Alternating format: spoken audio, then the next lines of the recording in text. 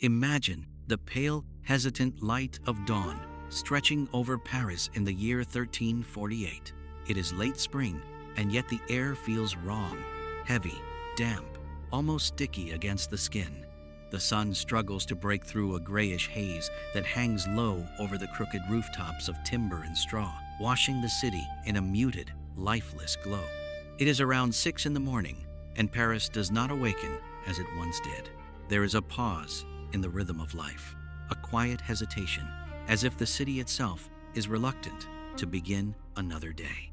Paris, home to nearly 200,000 souls, stands as one of the largest cities in Western Europe.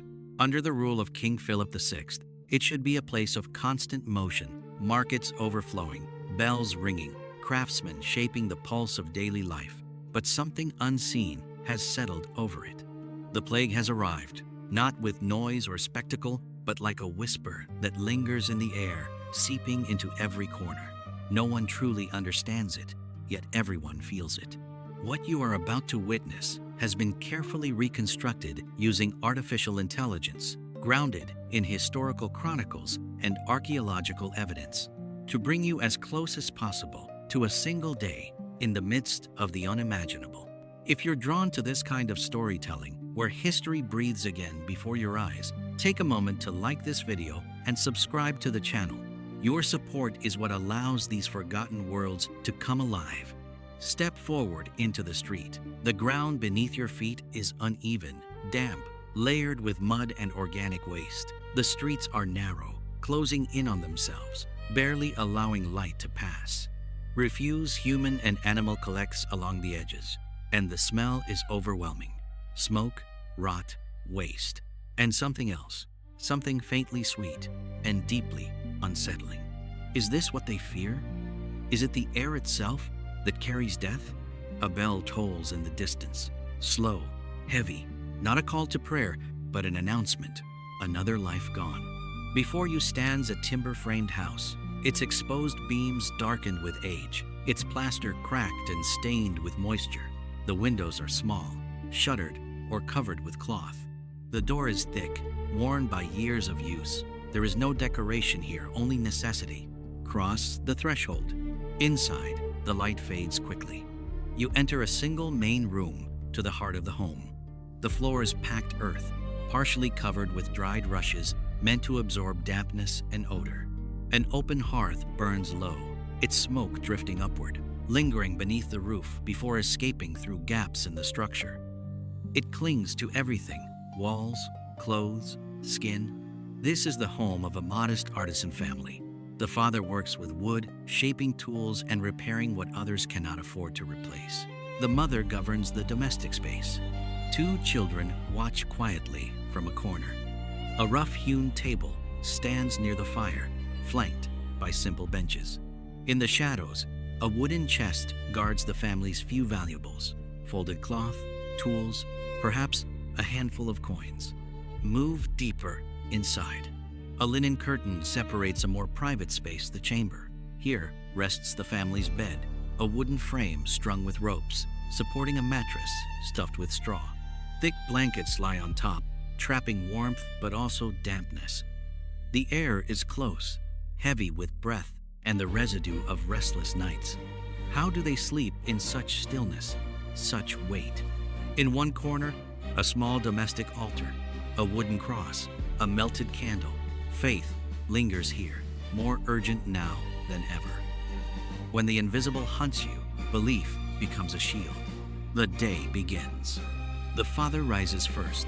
He washes his hands in a small basin, the water cloudy from repeated use. There are no true baths here, not as you might imagine. Cleanliness is a matter of damp cloths, occasional rinses, and, when possible, visits to public bathhouses, though many now avoid them, fearing contagion. He dresses in a coarse wool tunic, belted at the waist. The mother wears a linen gown, layered with an apron. The colors are muted browns, grays, practical shades that require no costly dyes. Before eating, they murmur a prayer. Protection? Hope? Perhaps both. Breakfast is simple. Hardened bread, a bit of cheese, maybe a thin broth reheated from the night before. Water is not always safe, so diluted wine is common even for children. Routine struggles to hold its shape. The father works at home now, carving, mending, waiting. Fewer customers come. Fear has changed priorities. The mother sews, cleans, watches closely. Every cough, every fever, every strange mark on the skin becomes a quiet alarm. At midday, the meal prandium is modest. Cooked legumes, bread, perhaps a strip of salted meat if reserves allow. Fresh meat is rare and risky. Preservation relies on salt and smoke. In one corner, darkened cuts hang, hardened with time. The kitchen is not a separate room, but a function of the same space, ruled by fire. Iron pots, wooden spoons, a simple spit. Smoke saturates everything: the air, the fabric, the lungs. A luxury might appear in small quantities, a pinch of pepper, brought from distant lands along fragile trade routes. It is worth more than its weight in gold, used sparingly, almost reverently. By afternoon, the city shifts, movement slows, the markets thin. Some stalls remain open, but many stand empty. News travels faster than goods. How many died today? Which street is next? Children play near the doorway.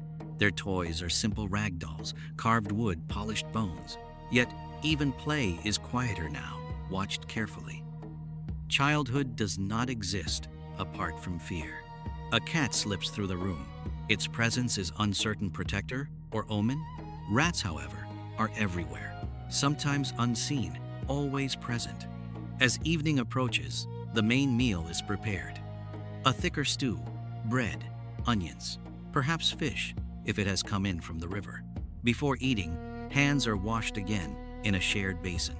They eat with knives, with fingers, using bread as both plate and utensil. There are no individual settings. Everything is shared. Afterward, silence settles in. There is no elaborate entertainment, perhaps a story, a memory, a longer prayer. Night falls, and with it, a fragile calm. In larger homes, servants would sleep on the floor near the fire, while their masters rest behind curtains. Here, space is shared. Differences in status exist in fabric, in food, in comfort, but the plague does not recognize them. Hygiene at night is minimal. A chamber pot in the corner. Latrines, when they exist, are outside, shared, rarely clean. The smell never truly leaves. Moisture seeps through the walls. Fleas move unseen through cloth and skin. No one suspects them. They are simply part of life. Outside, a cart rolls by.